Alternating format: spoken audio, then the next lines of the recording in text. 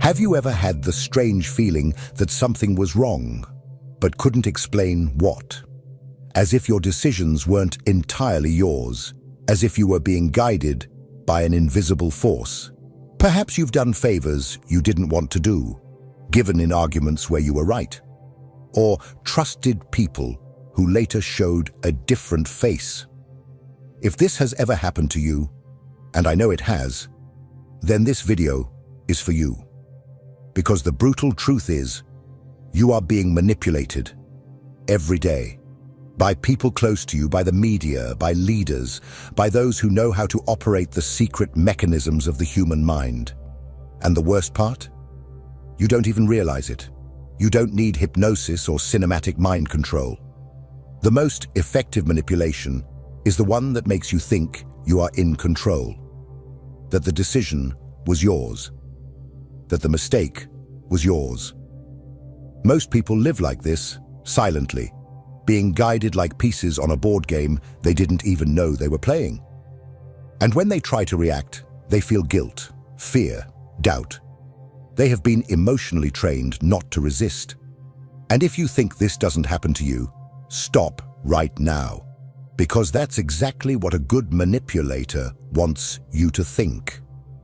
In this video, I won't offer you comfort. I will give you tools. Because those who master the art of manipulation, as Machiavelli understood, don't need to shout or force. They simply observe, understand your weaknesses, and act. They know what drives you, and if you don't know, you will be driven. You will understand how people manipulate without you realizing it. You will recognize the patterns, the emotional tricks, the subtle games of control. You will identify your own vulnerabilities and learn how to shield your mind. Because true freedom isn't about doing what you want, but knowing why you want it. This video is a call, a summons for those who are tired of being used, for those who have suffered in silence, been blamed, silenced, conditioned. Here, you will learn to step out of the role of puppet and take on the role of strategist.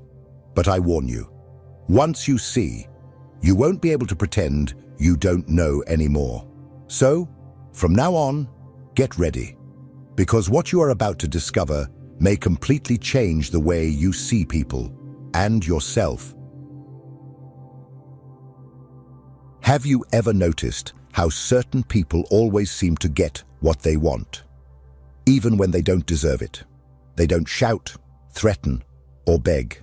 They persuade. They engage. They make you believe that giving in was your idea. This isn't charisma, it's technique.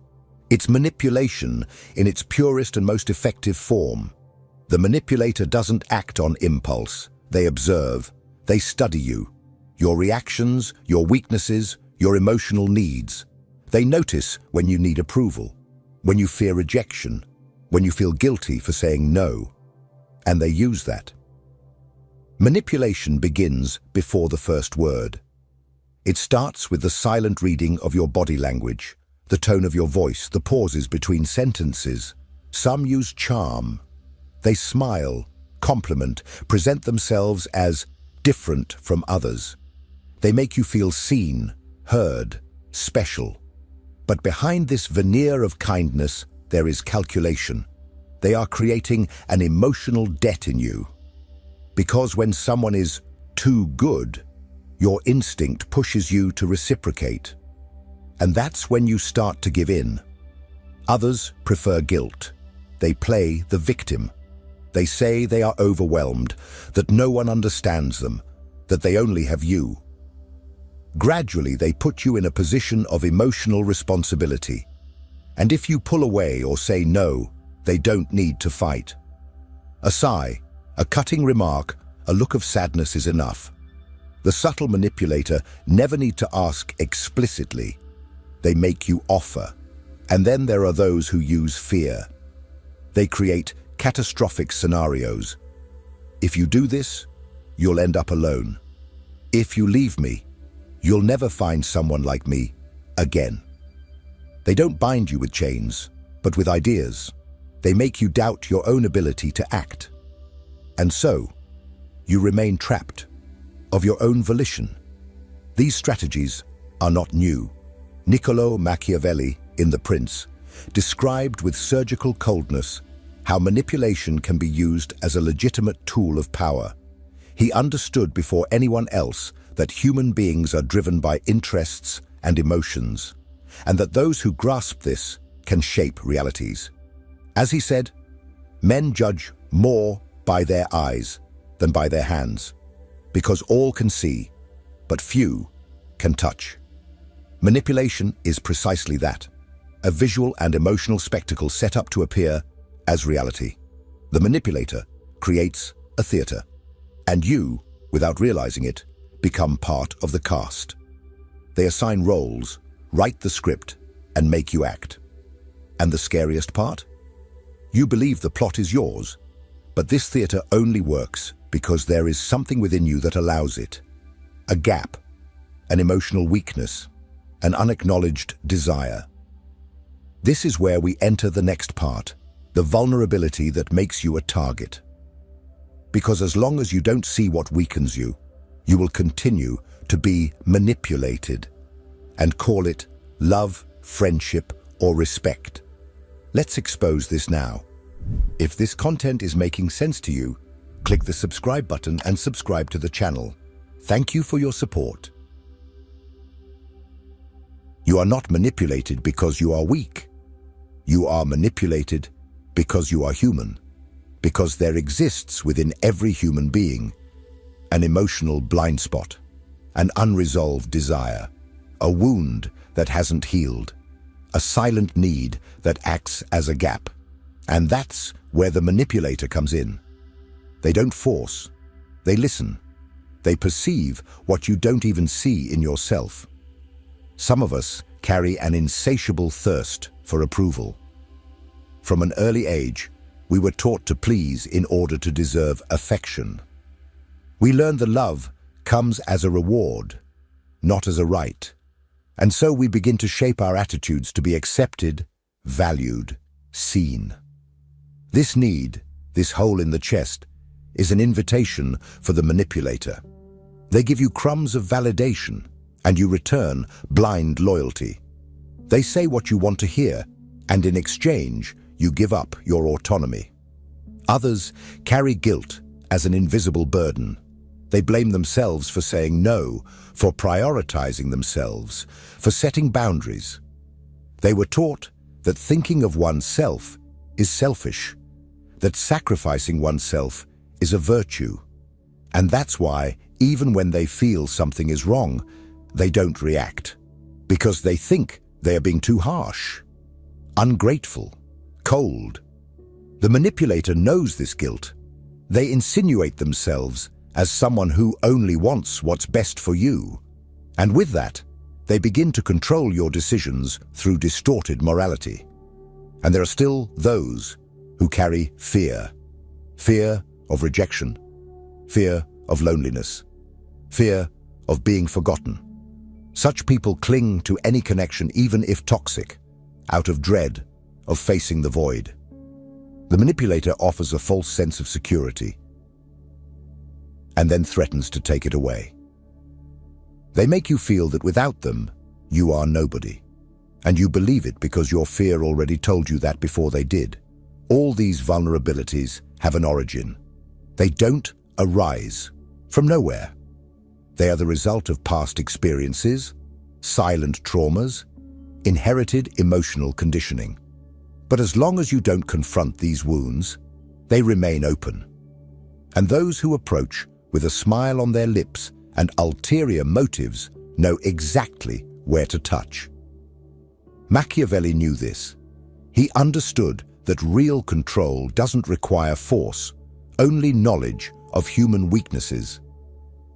The nature of peoples is variable, he wrote, and it's easy to convince them of one thing, but difficult to keep them in that conviction.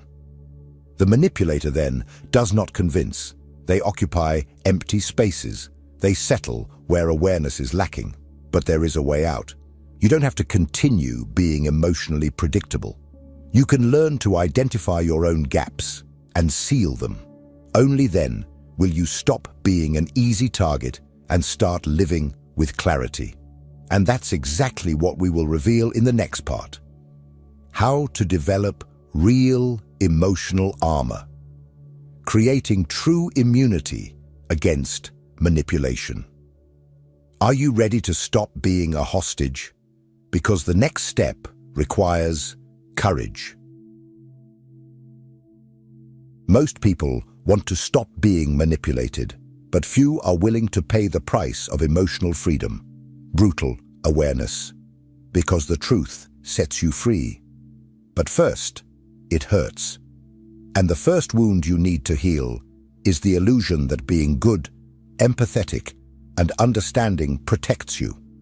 It doesn't protect you. In fact, it is these virtues, when not balanced with clarity, that make you an easy target. Developing emotional immunity is not about becoming cold, but about becoming aware. It's about stopping the automatic reactions to the emotional triggers that manipulators use against you. And the first step to that is recognizing your patterns. Stop and observe. What triggers make you give in? Is it the fear of disappointing someone? The anxiety of being rejected? The desire to keep the peace at any cost? When you understand what drives you, you start to change the game. The second step is to cultivate what Machiavelli would call strategic detachment. You need to learn to emotionally distance yourself from situations without losing empathy. This means observing without immediately getting involved. It means not responding to compliments as if they were absolute truths. It means noticing when someone is guiding you through emotion and pausing to think before reacting. The manipulator relies on your emotional urgency. They need you to feel, not to think. So, think. The third step is to become unpredictable. Manipulators work with predictability. They map your responses.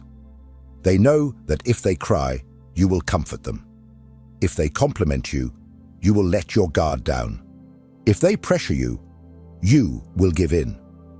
Your defense lies in breaking this pattern. Surprise them. Say no when they expect a yes. Disappear when they expect you to insist. Stay silent when they expect a confrontation. This disarms the game and forces the other person to reveal their true intentions. Another fundamental point is building a solid identity. The more you know who you are, the less you need to prove it. And the less you need to prove, the less power others have over you. Manipulators thrive on controlling the perception you have of yourself. They make you doubt, question, reevaluate, always in line with their narrative. When your internal vision is firm, external control loses its strength. And don't be fooled. This is training. Emotional immunity doesn't come from a video. It comes from the constant practice of self-observation, resisting the urgency to please, standing by your decisions, even when there's discomfort in the air. It comes from remembering that you owe nothing to anyone but your mental integrity, and staying sane in a world where everyone plays emotional games is, in itself, an act of resistance. Machiavelli wrote that men must be pampered or destroyed, for if merely offended, they will take revenge. This thought is harsh, but it reveals an uncomfortable truth. In the game of power, there is no neutrality. Either you dominate the emotional field or you will be dominated by it. But what if the manipulator is at home, at work, in bed next to you? How to act when you can't simply cut the ties? In the next part, we will delve into the more delicate realm of manipulation, close relationships, and how to escape emotional control even when the manipulator is someone you love. And this, perhaps, will be the hardest test of your strength. If what you're hearing resonates with you, you'll find real value in my ebook, Beyond the Shadow. It breaks down Jung's core ideas and gives you tools to understand yourself more deeply. Link is in the pinned comment. It's easy to talk about manipulation when the manipulator is a stranger. The hard part is facing this truth when the one who controls you is someone you love, a father, a mother, a partner, a boss who gave you a chance, a childhood friend. In these cases, manipulation is more subtle, more dangerous, and more painful. Because it comes disguised as affection, care, loyalty. And you, out of fear of losing the connection, remain trapped in an emotional web that consumes your energy, your clarity, your identity. The intimate manipulator doesn't need to lie. They distort. They don't need to shout. They insinuate. They don't stop you from choosing. They make you feel guilty for choosing differently. Over time, you stop questioning. You start walking on eggshells. You avoid conflicts. You anticipate reactions to keep the peace. And without realizing it, you become a hostage of an invisible prison, built with the bricks of emotion. In a romantic relationship, this can seem like affection. I only do this because I love you. Without you, my life has no meaning. But love that demands submission is not love. It's emotional blackmail. In the family, it dresses itself as tradition. You can't do this to your mother. You owe us respect. But respect that comes from guilt is not respect, it's control. At work, it presents itself as loyalty. You have to be grateful. Who else will give you a chance like this? But gratitude used as a debt is pure manipulation. And here's the central point. Proximity does not justify emotional violation. Love does not give the right to shape the other with fear or guilt. However, to break this cycle, you first need to accept something uncomfortable. Not every relationship where there is affection is healthy. Not every person who loves you knows how to love you freely. And not every bond that holds you is protecting you. Some are just preventing you from growing. But how to act? Start by setting boundaries. Clear, firm boundaries that don't need justification. A no said with serenity has more power than 1,000 arguments. Then comes exposure. Say what you see, what you feel, what you will no longer accept. Not to convince the other, but to assert yourself before yourself. And finally, stand firm when the reactions come. Because they will come. Insults, victimhood, punitive silence. The manipulator feeds on your hesitation. They test your limits, hoping you will back down. And here's the reality that few have the courage to face. Sometimes loving someone means stepping away. It means exiting the dysfunctional dance and letting the other confront their own emptiness. Because as long as you are there, trying to save, sustain, or explain, they will not change. And you will lose yourself. It's a difficult choice, but a necessary one. Because only those who free themselves from toxic bonds can develop a new kind of vision. One that sees beyond words, beyond masks, beyond superficial intentions. And it is with this new vision that we enter the next stage. How to apply Machiavelli's strategic thinking in modern life to keep the mind shielded in a world where everything and everyone tries to influence you. The time has come to turn the tables. Machiavelli never wrote to please. He didn't care about appearing ethical, virtuous, or well-intentioned.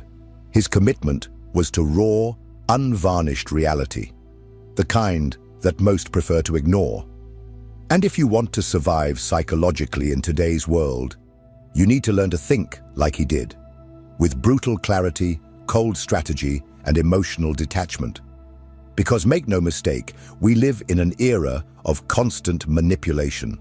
social media, marketing, politics, religion, relationships. Everything operates based on influence, image, narrative. Those who do not understand this are swallowed by it. Machiavelli saw human beings as predictable, driven by interests and emotions, and he asserted that those who understand these mechanisms hold power. He said, "Men generally judge more by their eyes than by their hands. Everyone can see, but few can touch." In other words, perception is worth more than truth. And that's how the game works today. Whoever controls the narrative controls the decisions. Whoever controls the image controls the influence. And whoever understands the psychological mechanisms controls the behavior of others without needing to raise their voice. In practice, what does this mean? It means you need to stop living on emotional autopilot. Machiavelli did not believe in universal morality. He believed in context. What works for one may be a weakness for another. What seems noble in theory can be strategic suicide in reality. Kindness without discernment is foolishness. Honesty without timing is self-sabotage. Limitless altruism is servitude. If you want to be free, you need to learn to play the game and play it well. This starts with observation. Learn to read people as Machiavelli read the nobles, not by what they say, but by what they do when no one is watching. Evaluate behaviors, not promises. Analyze patterns, not excuses. Trust less in words and more in the hidden interests behind them. And above all, do not react. Anticipate. The manipulator acts strategically. Your defense is to always be one step ahead. Then, apply silence as a weapon. One of the biggest mistakes people make is excessive emotional exposure. They show too much, they talk too much, they explain too much. The Machiavellian understands that silence confuses, commands respect, and disrupts the manipulator's rhythm. When you do not react as expected, the game loses its script, and it is in that void that you gain control. Another essential application is mastering ambiguity. Machiavelli taught that to maintain power, one must know how to appear virtuous, without necessarily being so. In the modern world, this means adapting your language, your posture, your presence according to the environment, without losing your essence. You do not need to reveal yourself completely. You only need to show enough to control perception.